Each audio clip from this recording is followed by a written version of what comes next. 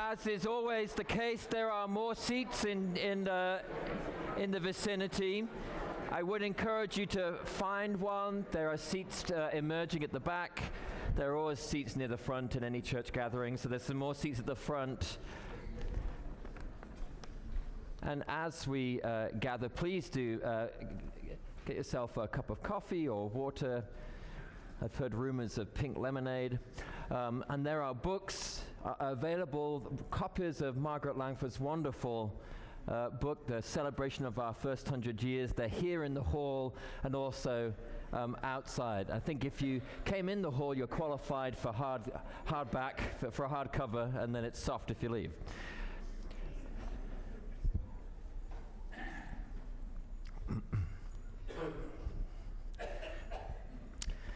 Well, it is my pleasure and privilege to share these stools with three illustrious members of our parish. I'm winding this up, Bob. I hope you notice. We give thanks that there are those among us, many among us, who care passionately for our history. One of the things I love about this parish is that our history matters to us, our story matters to us. Where we've been as a church is something that we prize and celebrate and give thanks for. And my hope is that through the course not only of this month, what we've designated as our All Saints History Month, but through the course of this year, we'll have an opportunity to really share that story with one another. Perhaps for some in the parish who've come more recently, hearing it for the first time, I hope that each of you, even if this has been your church home for decades, that each of you will discover something new, a story you hadn't heard before. Before we introduce our three panelists, I want to share three ways that we will celebrate our history through the year. One will be an exhibition, an All Saints History exhibition, which we will host here in Ellis Hall on the celebration of our first service, which was May the 31st. It happens to coincide in 2020 with the day of Pentecost, the birthday of the church. That's a wonderful coincidence. And this particular year, we'll have that exhibition then in the late spring. Our plan is then in November, around All Saints Day, to release a video, an All Saints history video that will be worked on through the course of the year. And then throughout the year will be an oral history project, an opportunity for us to share our stories and to digitize them, to keep them for posterity and to share them widely. So three ways. If you have an interest in that, we've got a good group of people who are already signed up to engage in that work, but if you would like to join them, please do let us know. And our intention is to engage all of our parish, from the youngest to the most wise among us.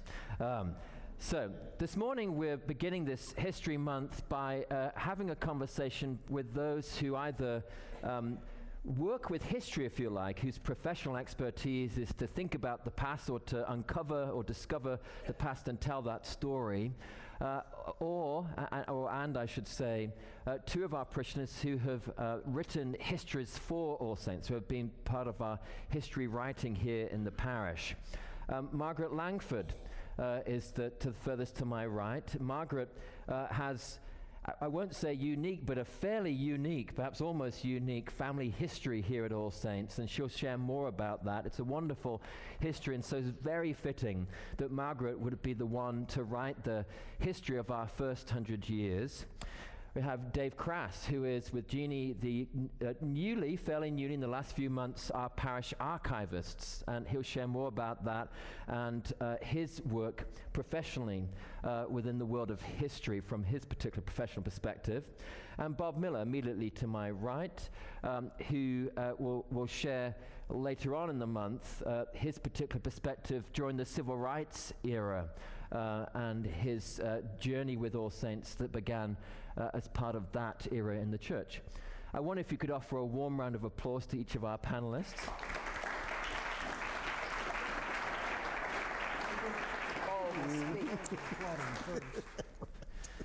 So we're going to start with Dave. I wonder if, Dave, you could just offer a little bit of background on what you do professionally and your particular interest in history. Sure. Well, two caveats right off the bat. First, my wife, Jeannie, who is, would you raise your hand, hon, please? Jeannie is the organized one. I just sort of go where she sends me. So if you have questions about process or organization with regard to the archives, talk to her. The second thing I would say is that I am painfully aware that there are many people in this room, in fact, two of them are sitting on either side of me, who know a whole lot more about this than I do, so I will just plead rank ignorance to get that out of the way immediately. My own background is that of a historical archaeologist. I was a research archaeologist for the University of South Carolina for 7 years, and then have worked for the last 22 years for the Georgia Department of Natural Resources. First as state archaeologist, and then for the last 10 years running the State Historic Preservation Office. And so I sort of have a foot in the archaeology world and a foot in the historic preservation / history world. If you want to see a project that our office had a big role in, go visit Ponce City Market. That was one of the first big projects that I took on when I came to run the office. Currently, a big part of my job is running something called the DNR Leadership Academy, and you may think that's kind of a strange thing to bring up in connection with history, but I'll circle back to that in my comments. And there are really two schools of leadership thought that we try to teach our young up-and-coming stars in DNR. One is servant leadership, which all of us as Christians are very aware of, and the other is something called adaptive leadership. And adaptive leadership challenges occur when an organization is faced with changes that are so all-encompassing and so big that it takes everyone to come up with an answer to the puzzle that they're trying to solve. The other important characteristic of adaptive challenges is that they require an organization to decide what it's going to keep from the old organization and what it's going to let go from the old organization to adapt to new conditions. And so that whole process of curating or thinking about what you're going to keep and what you're going to let go, I think is a theme that fits in really well with our subject here today. And then finally, I'll just reiterate, I am not an archivist. I know just enough to be dangerous if wannabe archivists can be dangerous. Thank you, Dave. So I wonder if you could offer just a general perspective from your professional experience that, in essence, what do you see as the value to communities like this one of telling their story, the story of their history? So history is a really tricky subject, can be a very tricky subject. I had the great good fortune years ago now to go work in Northern Ireland during the Troubles and then in the years immediately following the Troubles. And I had this wonderful exchange with a journalist when I got to Belfast the first time, and he was from down in Dublin, and I was talking about my background and how much I loved history, and he looked at me and he said, well, you know, he said, here in Ireland, our problem is we can't let go of our history. And that really sort of made me think about how do we decide what we're going to remember and treasure and what are we going to let go? So one of the things about an organization's history is that it forms a big part of our identity, of who we are. And so whether that is an identity as people who were enslaved and then under Jim Crow, or like the Cherokee and Muskogean peoples, a history that includes removal, which is a fancy way of saying ethnic cleansing, or descent from a Scots or Irish clan. Those are all things that sort of make up who we are as individuals. The second thing I'd say is that there are objective facts out there that reflect our history. And here I would include stuff that you see on social media. But it's important to remember always that those facts have been heavily filtered and can be manipulated. I'm a big fan of Winston Churchill, have been for decades now, and you know, nothing better than reading William Manchester's trilogy biography of him or his own history of the Second World War. But recently I ran across an author who sort of took another perspective on Churchill's leadership. His thesis was that FDR, of course, did not live after the war and did not have an opportunity to write his version of leadership during those years, whereas Churchill did. And in fact, if you read some of Churchill's commentary after the war ended, he was a little bit gleeful that he was the one that was going to get to tell the story. So this new author, who has just been publishing the last 5 or 6 years, sort of has uncovered a bunch of papers that indicate that Winston left a bunch of stuff out of his own history, and surprisingly, and they were things that did not reflect terribly well on some of his decisions and the way that he made decisions.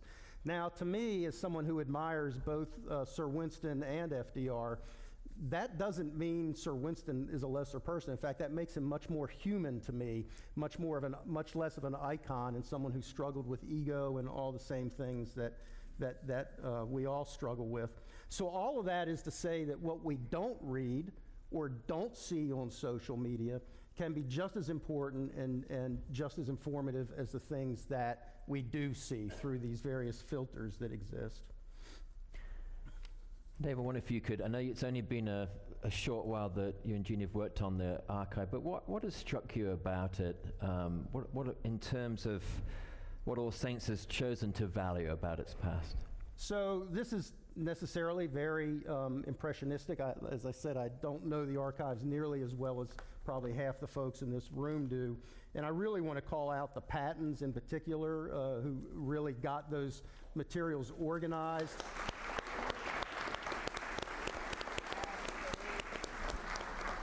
For any of you who have worked with what are called primary documents, that is original documents of any kind, they require a lot of care and feeding.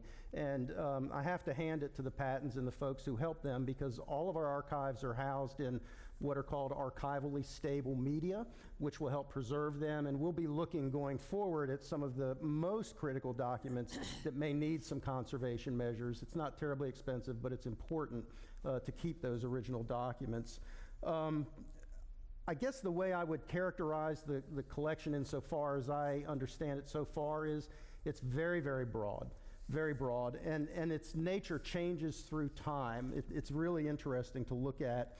I just made a few notes from 100-year-old vestry minutes, lots of photographs, programs from the 1940s, and then these wonderful oral histories that Sarah Hill and others helped compile. It really is a diverse collection, giving a sort of multitude of perspectives on the history of our parish. We will be working over the next 6 months on sort of an access protocol so that folks who want to dive into the archives can do that, and that'll be in conjunction with some of these conservation measures that I noted earlier. Oh, I guess I had one or two more things to say. So one of the things I wanted to point out, and I mentioned this, is that the nature of the records that you see changes through time, and I think that reflects the fact that whoever was keeping those in those years had an interest in whatever those things were that they happened to save. So that's one of those filters that I'm talking about. We don't have, say, sermons that go all the way back to the founding of the church, which is truly unfortunate because I think that would be very, very illuminating. And so that speaks to the values of whoever was curating, whoever was saving those materials that are now in our archives. And that brings me back to the adaptive leadership issue that I brought up earlier. I would argue that as Christians, our faith is by nature, we are faced with adaptive challenges all the time. You can look at our liturgy and see it reflected very clearly there that decisions have been made over the years about what to keep that reflect our values and what things need to change. And so that's the lens through which I viewed the archives in this first dive. One of the things that really popped out to me was the social engagement. Obviously, as we heard earlier this morning, this parish has been socially engaged with the surrounding community from the very start. But in the 1950s, and of course this is a reflection of the times as well, you see, I think, reflected in the materials we have here, a growing consciousness on the part of the parish, not just to be an advocate and to minister, but to be a leader in those things in the community. So there's this sort of leaning into that identity that certainly carries forth to these days. Another value that I see is compassionate fellowship. That goes all the way back to the very earliest years of the documents that I have had to look at, and it's reflected in things as diverse as vestry minutes to church get-togethers and photographs, that sort of thing. And then the last value that I think I would like to mention to wrap things up here is the one that speaks to me as a historic preservationist. And that is the value that we place in this place where we all sit today. It's very evident when you burrow into the archives that this is a value that has been important to the parish from the very start. Agatha Christie was married to a very famous archaeologist of the Middle East named Max Malouin. And she wrote one time that it was great being married to an archaeologist because the older you get, the more he's interested in you. And so I think I think this parish has some of that same that same aura about it. You know, historic places have sort of an embodied memory or embodied memories within them. And if you're interested in a great read on why historic places are important, go pick up a book called Why Old Places Matter by a fellow named Tom Mays, M-A-Y-E-S. Tom is the lead attorney for the National Trust for Historic Preservation. But Tom has a great quote in the preface to his volume, "Old buildings are more than stones and creaky floors. They hold deep human memory, both painful and exultant." And I think that kind of reflects both our physical parish as well as sort of the overall character of the archives from what I've seen so far. Thank you, Dave. I'm just going to come around here, Margaret, a little bit so I can see you. Okay. So, Margaret, I wonder if you could offer a little background. It is on there. You got it. What led you to write the book that you did at the turn of the... Well, Ann Woodall was preparing for the centennial. We started about 3 years before, and she said, someone needs to write the history. And since I had been here since the third rector, Dr. Will, I figured, well, why not? So I strove to write it. Shall I tell some of the details? Please do, yeah. Well, the vestry minutes, of course, were basic to writing this. And I came every week down to the library and pored over the vestry minutes, took notes. But the bulletins, if you all remember, the early bulletins were sent to the home, and the front page of them were words from the rector. And they really gave a flavor to this parish and to the history. You remember Frank Ross's wonderful Dearly Beloved series. He would write us a letter every week on the front of the bulletin. And the bulletins, as I said, were sent home. So they're wonderful keepsakes. I also read several little small histories were written by early parishioners, and they didn't all agree, but they were very helpful. And so, again, I want to thank Shug and Pat, because they were at my right hand the whole time. I would run to them and say, how about this, how about that, and they had the facts. Then organizing, of course, I went by chronological rectors as they went, and then certain chapters were done on music itself, which was very evident from the beginning that this was important to the church. The difficulty is, and was, what to leave out, what to put in. And I would think if you tried to write a sequel and what has happened since 2003, it would really be impossible because you don't have any perspective on it. And there's so many things going on that would be hard. But the early records, of course, didn't show all that. The most important or interesting thing to me, I reread the book last week, was the changes, naturally, civil rights and so forth, but the changes in the attitude towards the women really struck me more this time. Melinda was eloquent this morning at church about Deaconess Wood, and she had a little trouble with the all-men vestry. You know, they weren't all that happy. They didn't really know what to do with Deaconess Wood. So that was just very obvious. She wanted this, she wanted a raise, they denied it. And this is clear in the minutes, denied, it says. And then the wonderful example of women on the vestry. You know, there were no women concerned. No one was concerned about putting a woman on the vestry. So that in 1967, Sue Brown Stern was nominated from the floor, which is just about the only one I can remember that was nominated from the floor, because the men wouldn't put her on the ballot.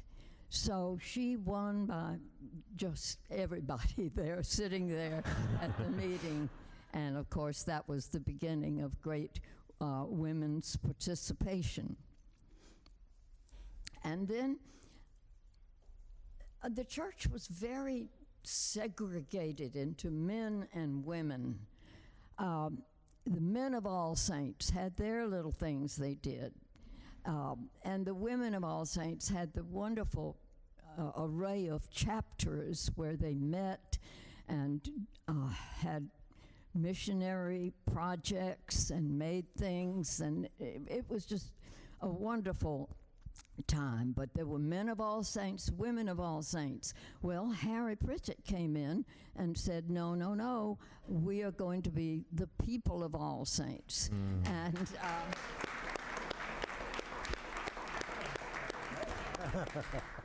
then the construction of the book itself.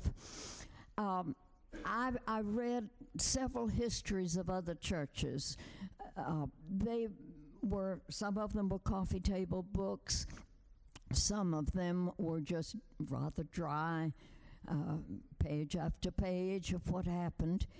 I didn't really know how to do this, but I found actually it was Sue Smith who knew a young woman who designed the book, Tanya Beach. She had little creative services, and it would be nothing without Tanya Beach. And when you look at it, and I hope you will take home some to your friends and relatives, since we do have a lot of books.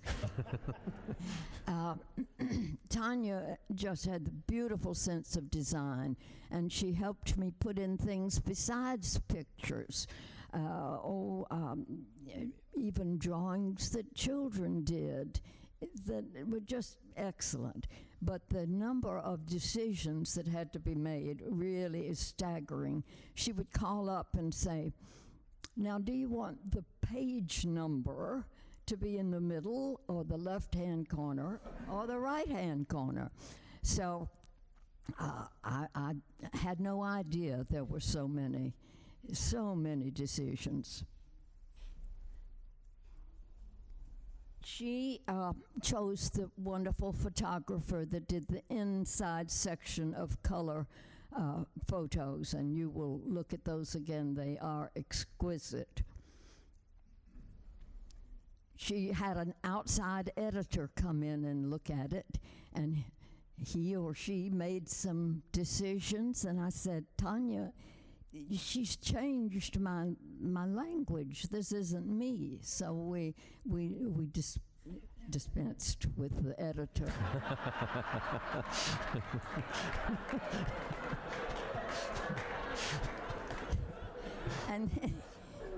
And then we, of course, had proofreaders, several of them. Fifi Guest is one that read it, and you can always find mistakes, and so we tried our best. I'm sure you could still find them. And on All Saints' Day, 2003, we had the book ready, and we sold it down here. It was great confusion. And actually, it was funny. We charged $20 for a hardback and 15 for a softback book. We had an angel donor who paid for the whole thing, so an anonymous donor. So that was just extra cash. But today, you don't have to pay a penny. Please help yourself to the book. Just a word about my own family, which is kind of interesting. My grandfather, W.D. Ellis, was a founder, and he was the first superintendent of the Sunday school. My father was Rutherford Ellis, Ellis Hall, and he served during the war because he was World War II, because he was too old to be drafted.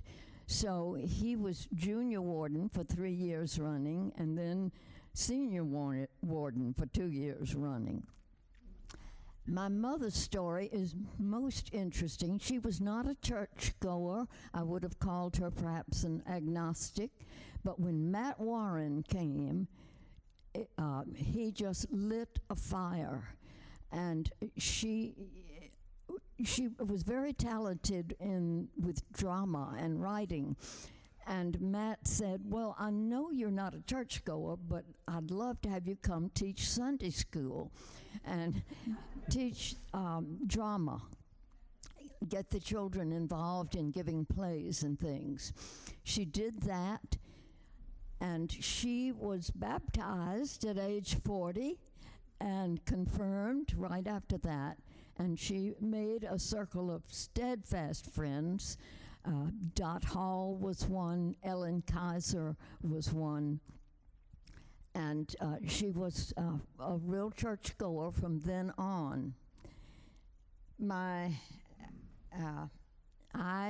came in, and with my husband Jack, we taught Sunday school, and we both served on the vestries. I'm not sure that there is another couple that's both served on junior and senior wardens. And then, of course, we have my son David reads the Bible, the lessons in church, and my daughter Ellen. Well, I'll end on this note.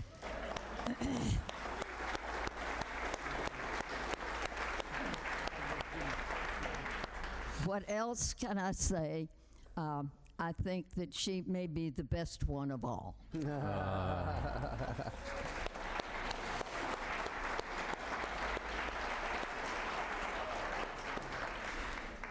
So Bob, the preacher and the attorney are going to work on concision. You were invited to write about a particular era that you feel is particularly important in our church's life. I wonder if you could share about that. The evil genius in all this is Ann Woodall. I was not invited, I was told. That's right.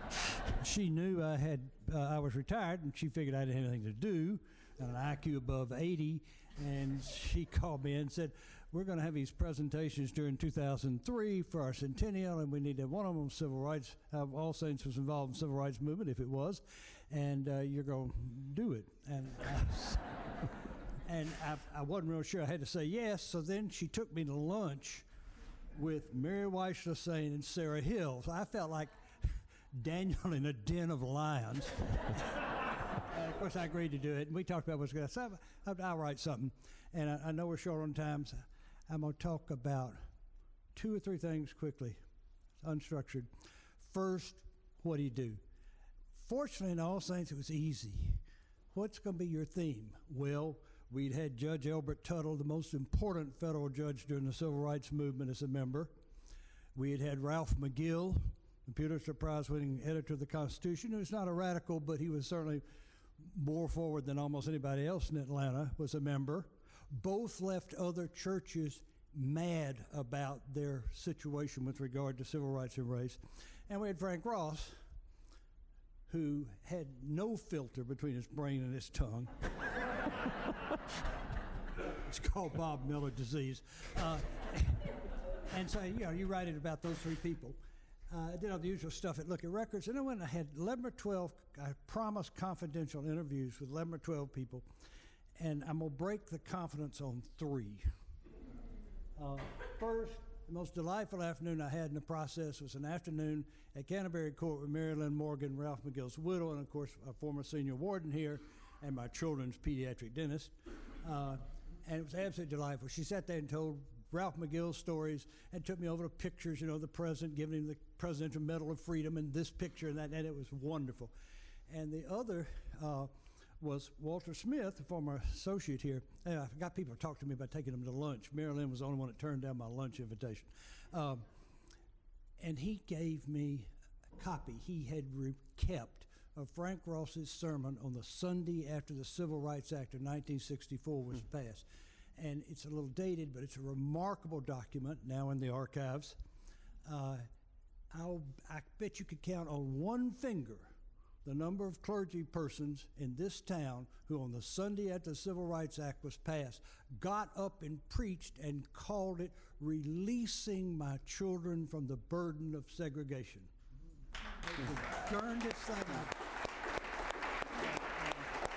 Walter Smith gave that to me, and you cannot get my copy from me. I think I Xeroxed it and gave it to a few people. And third, and this will be short, and I'll shut up.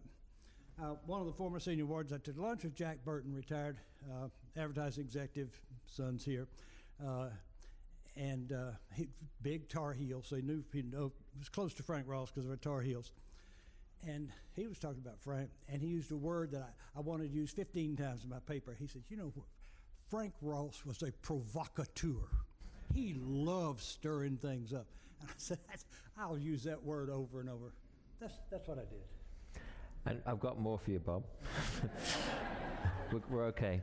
So I wanted to ask, as a closing question, what you hope, your own hope, that we've been hearing about how we might approach history, what you choose to leave in, what you choose to leave out, the process of writing a book, and an era where there have been people that just stood out as inspirational. What is your hope that we might, what we might bring or carry as we learn about our history at All Saints? What is your hope as we bring that into the future of what we might do with our history? No pressure, but there you go. No pressure, thanks. I don't know, you burrow down every little rabbit hole you can find. One of those fascinating things I did was somehow, I was reading about the Lovett School flap, which is the reason McGill came to All Saints, because the cathedral dominated the Board of Trustees of the Lovett School, and they turned down Martin Luther King's son, and McGill left over that and came here because, as Harold Martin wrote in his biography of McGill, he liked what Frank Ross had to say. That's why he picked All Saints. And this led me to the Escrew Special Collection in the Special Collections Department of Emory University's library, which I suspect I'm the only person in this room who's ever read it. Escrew was the Episcopal Society for Cultural and Racial Unity, and it was headquartered in Atlanta, but the bishop, then bishop, was not a fan. And in fact, after the Lovett School flap, he lifted the director, Reverend John Morris's, right to perform communion and other priestly acts in the diocese. It never was restored by that bishop. And you get down rabbit holes like that, and then you start reading about people like Elbert Tuttle and Ralph McGill and Frank Ross and others, and you say, you know what, we're pretty good. We're pretty good people. That's all. I mean, you chase everything down. You just follow stuff, particularly if you're retired and haven't got anything to do, and Ann Woodall told you to do it, and you might want to cross Ann Woodall, but I didn't. So before I thank our panelists, I want to just offer that as an invitation to each of you and to our parish to, I guess you may say, go down some rabbit holes of your own. I love what Dave said about this being an adaptive challenge, the solution of which is not self-evident. It's not clear just by thinking about it for a little bit. We need one another to be able to discern through God's Spirit what our future should hold. And so one of the beauties, I love also that nobody could quite agree. When you studied, Margaret, the previous history writers, they couldn't quite agree with each other. That's, of course, a total shock about All Saints, that people didn't agree altogether. But we want that. We want people to have healthy, if you like, disagreement about what matters. We want people to have different passions. What matters to them about this church today, in the past, and of course into the future. So I do encourage you to pick up Margaret's book. I do encourage you through the course of this year, as well as this month, to engage in the story of this church, because it's both a wonderful story to tell, and of course it's not over. That we have our incredible privilege at this point in time to write our next chapter. And as chapters are being written all around us from across the street, the crane, for some reason, is working on a Sunday, but we'll go and bless them later. Or if we go this way and look at the massive change that's taken place to neighborhoods in the shadow of the Mercedes-Benz Stadium, it's everywhere. So I do encourage you to be our history writers and researchers and share that with one another, that it may become leaven, that it may become salt. It may help us get a sense of who we are. Would you join me in thanking Margaret, Dave, and Bob this morning?